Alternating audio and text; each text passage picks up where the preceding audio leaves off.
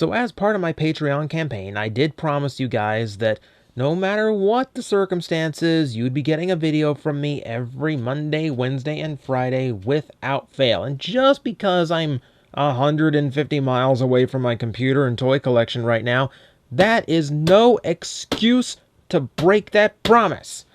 Yep, this was recorded in advance, and right now I'm currently recovering from being on the road, and I'm currently enjoying my hotel in Tampa, waiting for the festivities of MetroCon to begin. Unless you aren't watching this on Wednesday when it was first posted. Otherwise, I'm probably doing something else. But we are going to cover a few toys while I'm away, and let you guys enjoy them while I'm gone. And we start with Animated Lockdown. Now, this is kind of contrasting from my last review of Knockout, because that was a toy that was almost bad enough for Plastic Addict. This toy, inexplicably, was a big Plastic Addict request when it was brand new, and for the life of me, I don't know why. It was like the most bizarre thing to me. Like, why would you want to see this toy reviewed on Plastic Addict of all toys? What was bad about this toy? Here, we'll review it now, just so we can clarify how nice it is. Take a look. This thing is awesome. This is what I loved Animated for. It's like, well, let's forget realism. Just make it look cool. And it does look cool. It's a little bit Mad Max, a little bit Twisted Metal, a little bit Batmobile, come to think of it. Very, very awesome. It is very muscle car, along with a lot of extra spikes and heavy armor. And just a little bit of paint detailing here and there. You can see the spikes on the top have been done up in silver, same with the heavy bumper. And a little bit of green on the front to give it a splash of color. The windows are an interesting kind of magenta color, which is kind of unique. And that same plastic is used for the headlights, which have a very mean kind of eyebrow look to them, as well as the tail lights in the back. And the spoiler gets a little bit of paint as well. You have the exhausts on the sides, very old school muscle car, as well as the Ben-Hur spikes on the wheels. This thing has so much attitude to it. I absolutely love it, and it goes right along with that engine block sticking out of the top. I love this. I love this. These kind of muscle cars don't come around in Transformers very often, and it's very cool when you see them. Lockdown, probably one of the best ones. Now, because he is animated, he is very low on the sculpted detail here. There's really not a whole lot going on, though you can see some interesting interior molding on the windshields. A little bit of kind of circuitry pattern going on. Keeps it looking interesting. I like it. It's a little thing for those who really pay attention to their toys. Other than that, he's got very good rollability. The old-fashioned wheels that are they're actually pinned in and roll quite well, and he's nice and heavy, so they find friction on the ground quite easily. So that's pretty much all there is to say about the or the vehicle mode, rather. Yeah, because this is definitely not robot mode yet. You flip the hook out the front, so that's something. So yeah, there's a whole not a whole lot. Like the gimmick to Animated was, well, they just transformed really well. So let's see what happens when we transform it. And first, I'm going to pop it off the ball socket. There we go. I am so happy I'm out of town right now, and I don't have to read about that until Monday night. I'm trying to loosen up the pegs here because the centerpiece has to come out, and that doesn't account for part forming. This piece here in the middle is actually like optional weaponry, and this is just kind of how it stores away as part of the vehicle. I kind of like when they do that rather than just hiding in the bottom. Okay, with that out of the way, we can transform these parts without breaking them off the ball sockets. We'll go ahead and extend the legs out to give me a little bit of room to do that.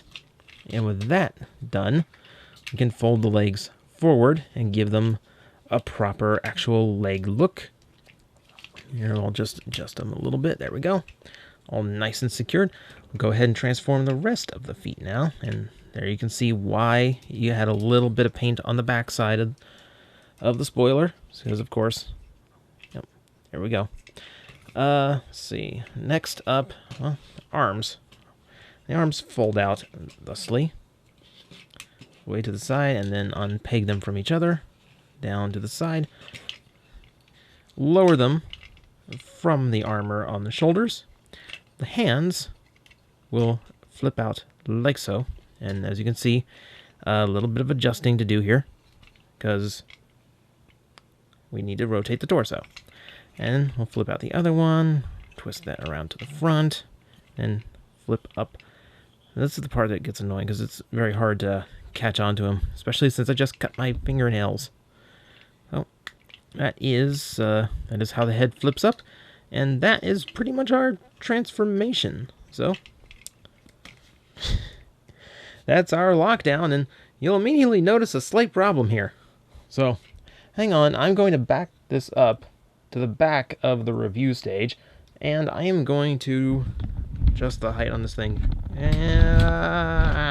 Noise. Sorry about that, guys. As you can see, lockdown in robot mode is a tall drink of water. And speaking of a beverage of some kind, I'll give you the Coke can size comparison. That thing is huge. The toy, not the Coke can. I mean, look. Like, I can remember when this toy was first revealed and the size comparison started coming out, and a friend of mine was like, yeah, that is definitely a Voyager. He's way too big to be a deluxe. No, he's just got such good engineering, you wouldn't think that he is a deluxe. But he is, and a spectacular one at that. As usual, we will start with a close-up of the head, and we can see that signature animated look. He's got a lot of character and personality in his head sculpt, as well as a giant chin, because that's how animated works. Light piping on the eyes, they use the same magenta translucent plastic. They light pipe okay. You can see the color through them there, and I don't have a light shining behind them, so that's always a good thing. I like the spikes down the neck, like continuing that theme from the vehicle mode. And you'll notice it as well on the shoulders. And he does carry that very well amongst his entire design. You can see there's a lot of detail here that was not exposed in the... hang on. A lot of detail that was not exposed in the vehicle mode, in spite of the fact that he uses most of the vehicle mode's bulk to create his own. You can see extraordinarily clean engineering. He used every inch of his plastic to actually create this very tall robot mode. He's lanky, but I don't mind that so much for him. I think it kind of works for his creepy persona, and it's a very unique look amongst Transformers, so I'm quite happy with it. A lot more painted green in here. I really like the design of the chest and these two-tone green shades all over. And something you notice in the deco, a lot of it gets asymmetrical. Silver here, different molding in green over here. And green, some fuchsia. Look at this. I mean, a little bit different all over. Because the whole theme of Lockdown was he was supposed to be like a collector of really good parts from other Transformers he captured. So he's got a lot of different things going on. And that asymmetrical look, it's a subtle asymmetrical, not like a Transmetal 2. So it takes a little bit of attention to actually notice it all, but it's worth it because it looks really, really nice and makes him stand out quite a bit. Now, I will tell you, one of the big faults, one of the things that a lot of people didn't like about the toy is that the hands do not fold out all the way. There's a tab of plastic in there that keeps them from folding all the way out, and you get kind of this kind of hunched over carpal tunnel look out of his hands. That is a disappointment, but you know what? For everything else that goes right on this toy, I really don't find myself caring. I mean, everything else is done exceptionally well, and that includes the weapon. So this is how we deal with one of the hands, because he won't need it. He's got a hook, and that's how he looked in the cartoon anyway. So why would you not have the hook on him? We transform this around, and now we can peg this into his arm, like so. Wait, if I can find the peg, find the peg hole. Come on. There you are. There. His gun fires out, and that's neat. It's a little bit of gimmick, but nothing intrusive.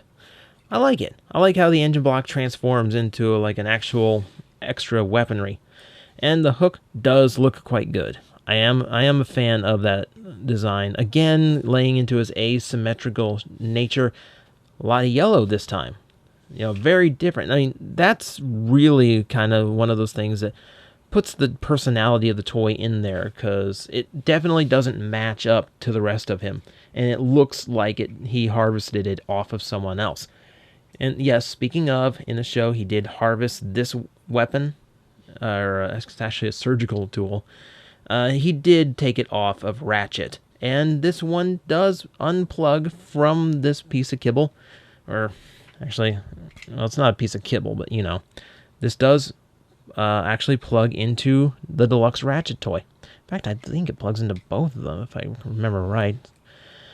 But that's a very, very small detail, but it works so well. Like, I love that they included that. So let's do the articulation rundown. The head is no, let's be honest, the head's quite restricted. There is a hinge in there to rotate, but it gets extremely tight and limits him quite a bit. The shoulders are kind of awkward. You do have a rotation up and an outward movement. So it's a universal joint, but it does hang very low on the chest. So you might have to use that hinge from the transformation in order to get the arm where you want. It's nice and stiff though, so not a problem. He's got 2 elbows thanks to transformation, including one that's a ball joint. And as we've established, no wrist swivel because of the engineering. The waist rotates all the way around. Hips have a nice range of articulation, a little bit restricted going out. Don't worry, it's not like they're going to pop off or anything. The knee joint's restricted. That one I'm not a fan of. You get about 45-degree angle on that, so that's kind of a letdown. And there's not a whole lot of ankle tilt or anything, since so much of the engineering in the legs is for extending them out. So the articulation above the waist is extremely nice. Below the waist, not quite as good. So he does get some good poses. So all around, an above average for articulation, I'd say. It works for him. And everything about this toy works really well. Again, I'm not sure why he was such a request for Plastic Addict. If just because people didn't like his lanky look, they didn't like that the wrists don't fold out all the way. It might just be like an engineering thing, because the joints on mine are kind of loose. Nothing terrible, but I can see where if someone got bad luck from the factory, it could be really, really detrimental to this figure. But mine turned out just fine. And I know a lot of people's who turned out just fine. Lockdown is an exceptional toy, and he's one of the ones I'm really happy made it beyond animated. So that is my first review of my away tour, and hopefully YouTube won't glitch up and everything will go smooth and the next one will come out when it's supposed to. Assuming I programmed it right.